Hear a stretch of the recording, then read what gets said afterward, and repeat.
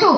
આજે હું તમારી સમક્ષ નારીનું મહત્વ અને નારી સાથે થતા ખોટા અન્યાયો અને તેમના પ્રત્યે થતો ધિક્કાર અને સમાજમાં નારીનું સ્થાન ક્યાં છે તેના વિશે થોડી રજૂઆત કરીશ। પુરાની રાત હે, પુરાના દિન હે, પુરાના જમાના હે, માં કા આવા દે, માં જો હું પુત્ર હોત તો તું મને ઉછેરી લે, પછી મારામાં શું દેશ, શું તું મને દહેજને લીધે પ્રેમ નથી કરતી? નહીં નહીં, તું દહેજથી ડરીશ નહીં। આ બધી ભૂલ ગુલામી છે, થોડી કોશિશ તું કરજે, થોડી કોશિશ હું કરીશ, મોટી થઈને હું મારા પગ પર થઈ જઈશ, પછી દહેજ કોઈ મોટી વાત નહીં રહે, એનો ડર નહીં રહે।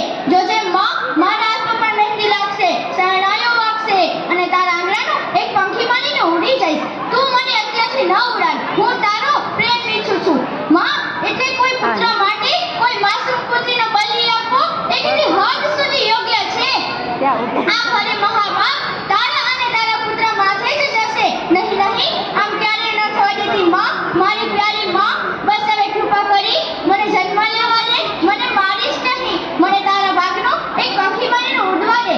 પરંતુ કોણ જાણે સ્ત્રીઓ યાજ પુરુષ પ્રકટમાં સમાજમાં જાતિ નિયમો હલનો સામે હાર માનીને અત્યારે રેખા મૂકી દીધા છે કે પછી પુરુષ બનવાની આગની દોડમાં કઠા લોકોને ચોટી લીધું છે। શું તને પોતાની શક્તિ પરથી ભરોસો ઉઠવા લાગ્યો છે?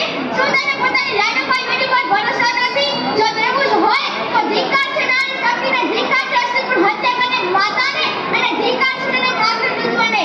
કારણ કે હું માનું છું ત્યાં સુધી કોઈ પણ સ્ત્રીની મંજૂરી કે ઈચ્છા વગર કોઈ પણ ડોક્ટર કે પુરુષની હિંમત છે કે તેની કુંભને હાથ લગાવી શકે? અને દીકરી એ લક્ષ્મીનું સ્વરૂપ છે, દીકરીની ઝાંખમારતી દ્રષ્ટિ સામે લાખો સ્ત્રી રોશની પર ઝાંખી પડી જાય છે। એટલે દીકરીની વિદાય વેળાએ દરેકની આંખોમાંથી આંસુ આવે છે।